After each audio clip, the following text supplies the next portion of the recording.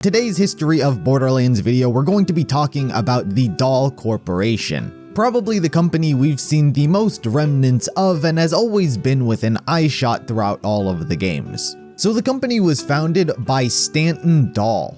The overall brand of weapons they make are designed to be very well-rounded across the board with a more mercenary and militaristic consumer base. So their weapons are usually fully automatic to burst fire with extremely high levels of recoil reduction. So much like every megacorporation, after Atlas discovered the first vault, Dahl began pouring their resources into trying and hunt one themselves.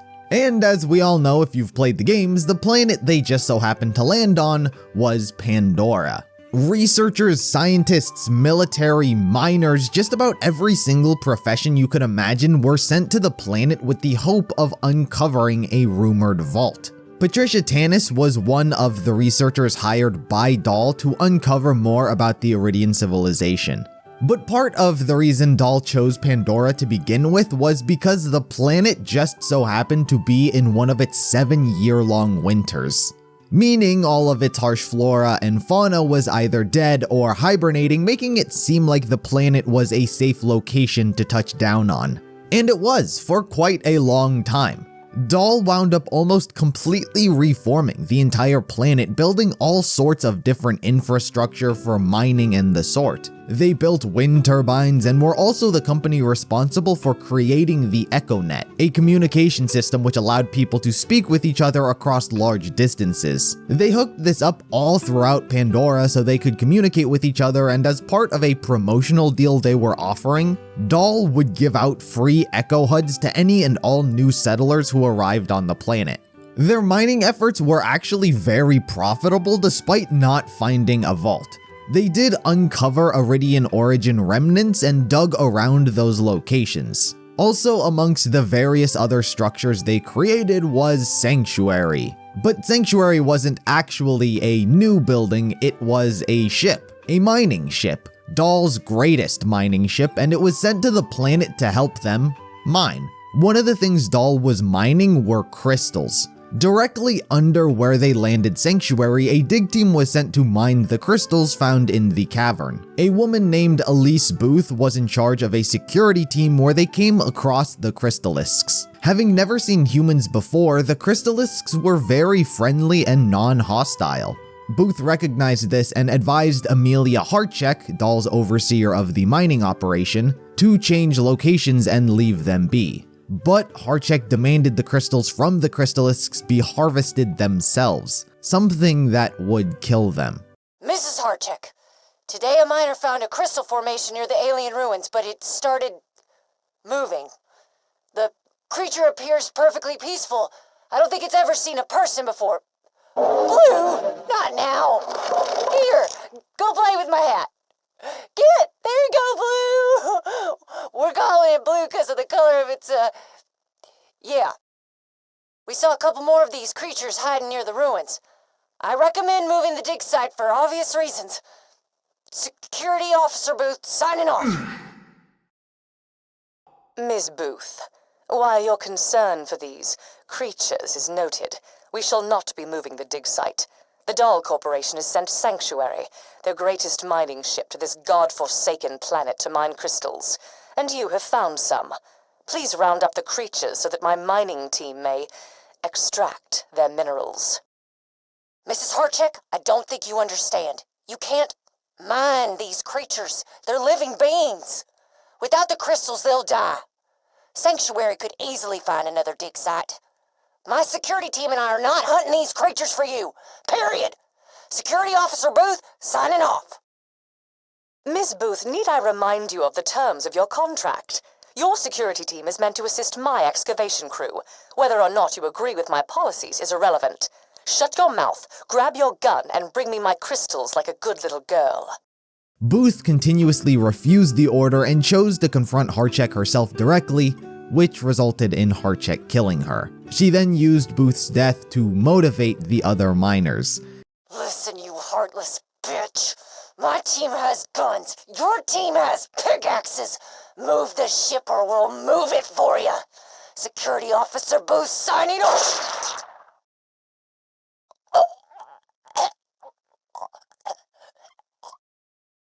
You don't have all the guns, dear. Now, unless anyone from the late Miss Booth's security team has anything else to say, bring me my goddamned crystals! They began harvesting the crystalisks and killing them. But the crystalisks began to fight back and become hostile, recognizing the threat Dahl was posing to them, and Harchek was killed herself. What do you mean they're fighting back? Booth said they were as docile as bloody kittens. Give me that gun, you coward! Aim for the blue one! Aim for the blue one!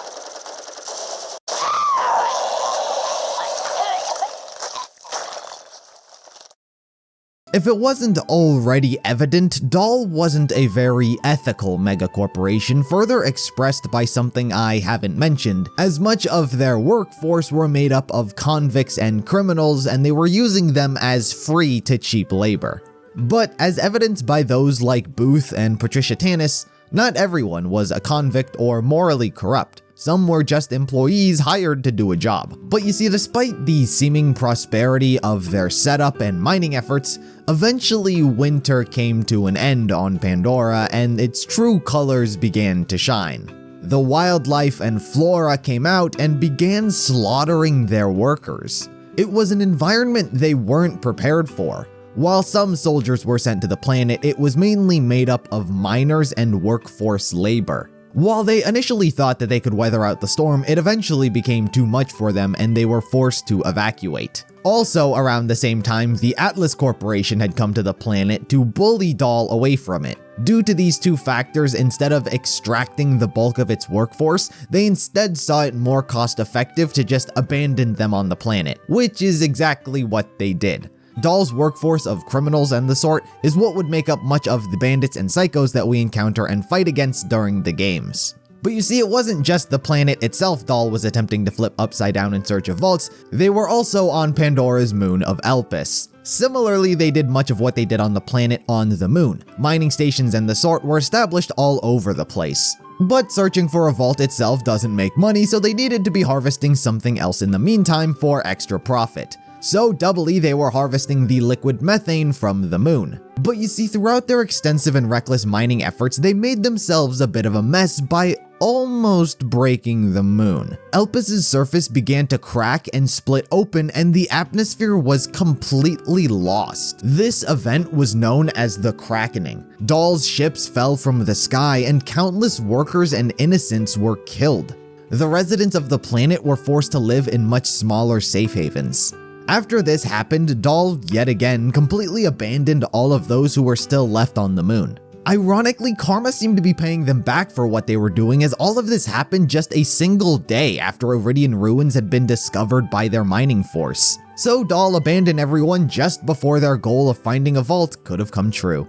In terms of an official military, technically speaking, we've never seen them as a collective unit. But we have met many who used to be part of it because Dahl has a tendency of betraying them. The first and most official, it would seem, is Colonel Hector and his men. He, alongside a large unit of other Dahl soldiers, were sent to Pandora, being promised by the corporation that they were going to be rewarded for their efforts on the battlefield by being gifted a planet. When they arrived, they realized that they were instead tricked and being used as a mining force. They did play along with this for whatever reason, though very begrudgingly, and the soldiers wanted to revolt, but Hector was capable of keeping them together. They did wind up finding an Iridian artifact, which they presented to Dahl, only for them to be betrayed once again.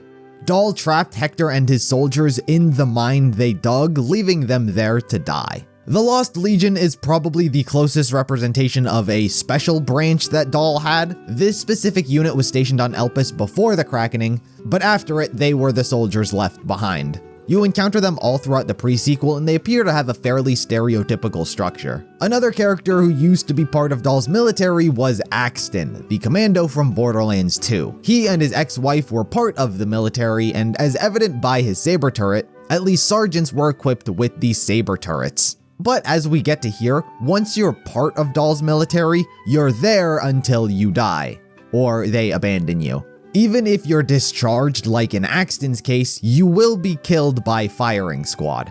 Axton was only capable of escaping by going AWOL. But for now, that does it for the history of Dahl. We've yet to see them outside of their failed efforts of hunting Pandora's vaults, and they didn't seem to be affected all too much financially by their failed efforts. They're still one of the biggest mega corporations going strong. But if there are any other history of Borderlands you'd like to see me do, then be sure to let me know in the comments below, and until next time, I'll see you in the next video.